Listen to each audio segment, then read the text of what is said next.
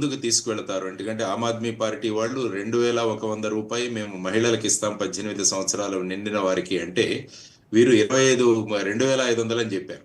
తర్వాత gas cylinders, తర్వాత ఈ ఎలక్ట్రిసిటీ ఇవన్నీ కూడా చేస్తామని చెప్పారు. కాబట్టి ఏదైతే ప్రభుత్వం ఉచితాలకు విరుద్ధంగా మనం ఉందామన్న ధోరణిలో వెళ్ళినప్పుడు, ఇక్కడ ఢిల్లీలో ప్రకటించిన ఉచితాలను ఏ విధంగా మీరు ముందుకు తీసుకువెళుతున్నారన్నది చూడాల్సిన అంశం. అంటే ఆంధ్రప్రదేశ్లో లాగా మేము ప్రకటించాం కానీ ఇవ్వము అన్న ధోరణి అనుసరిస్తారా? సార్ ఒక సటిల్ అబ్జర్వేషన్ సార్, సెంట్రల్ ఢిల్లీలో చాలా స్థానాల్లో lower middle class, upper middle class ఉన్న స్థానాల్లో ఆపు తన ఆధిక్యాన్ని ప్రదర్శించుకుంది. ఆపు మరీ తీసివేయదగ్గ ఫలితాలు అయితే ఆపుకు రాలా. కన్సిడరబుల్గా it has shown its performance. But lower middle class, upper middle class జనరల్గా బీజేపీని నమ్మటం అనేది ఏ రాష్ట్రంలోనూ మనం లోగడ చూడలేదు. అంటే బీజేపీ పంథాలో ఏమైనా మార్పు వచ్చిందా, లేకపోతే బీజేపీ పంథా మారిందని జనం ఏమన్నా అనుకున్నారా? అంటే ఏమవుతుందంటే బేసిక్గా లోవర్ మిడిల్ క్లాస్ వాళ్ళు ముఖ్యంగా చూసేది హెల్త్, ఎడ్యుకేషన్.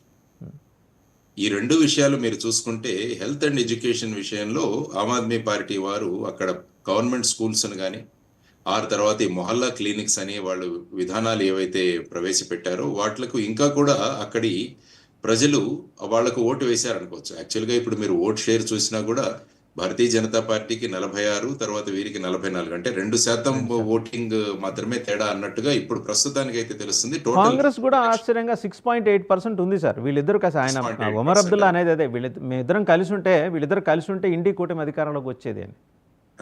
కాబట్టి ఇది ఇప్పుడు వాళ్ళు కూర్చొని ఆలోచించాల్సిన ప్రధానమైన ఉద్దేశం. ఎందుకంటే భారతీయ జనతా పార్టీ ఎప్పుడూ కూడా భారతదేశంలో టూ పార్టీ సిస్టమ్ ఎలాగైతే అమెరికాలో ఉంటుందో ఆ విధంగా ఉండాలన్న ధోరణి. కాబట్టి రీజనల్ పార్టీస్ అన్నవి క్రమక్రమంగా వాటిని సమాప్తం పలికి ఆ విధమైన ధోరణిలో రావాలన్నది. ఆ విధంగా one India one nation one elections లో కూడా ప్రధానమైన ఉద్దేశం ఏంటంటే, ఈ విధంగా ఈ చిన్న చిన్న పార్టీల వల్ల ఈ విధంగా ఓట్లు చీలిపోతాయి. కాబట్టి సో ఆ విధంగా మనం ముందుకు వెళతామన్న ఉద్దేశం. కాబట్టి ఓటింగ్ పర్సంటేజ్ చూస్తే వారికి మధ్య ఐ థింక్ 3% ఓటింగ్ డిఫరెన్స్ ఉంది. మీరు అన్నట్టు ఆల్మోస్ట్ కాంగ్రెస్ కూడా 6% వరకు. ఫైనల్ రిజల్ట్స్ వచ్చిన తర్వాత ఎలా వస్తుందో చూడాలి.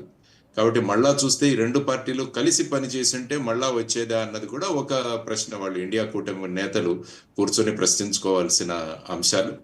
సో ఈ విధంగా ఎలాగైనా మొత్తం భారతదేశానికి, ఎందుకంటే రాబోయే బీహార్ ఎన్నికలు కావచ్చు, ఆ తర్వాత 26లో రాబోయే తమిళనాడు ఎలక్షన్స్ కావచ్చు, లేకుంటే ఉత్తరప్రదేశ్ ఎలక్షన్స్ కావచ్చు, వీటన్నిటికీ కూడా ఢిల్లీ ఎలక్షన్స్ అన్నది ఒక ఆలోచింపజేసే దిశగా ఇండియా కూటమి పార్టీలను తీసుకువెడుతుందని అనుకోవచ్చు. సార్ ఒకసారి చరిత్రలోకి వెళ్తే బీజేపీ ముఖ్యమంత్రులు చాలా బలమైన అభ్యర్థులుగా ఉన్న సాహిబ్ సింగ్ వర్మ, మదన్ లాల్ ఖురానా, సుష్మా స్వరాజ్, వాళ్ళు they have made their mark on the Delhi politics.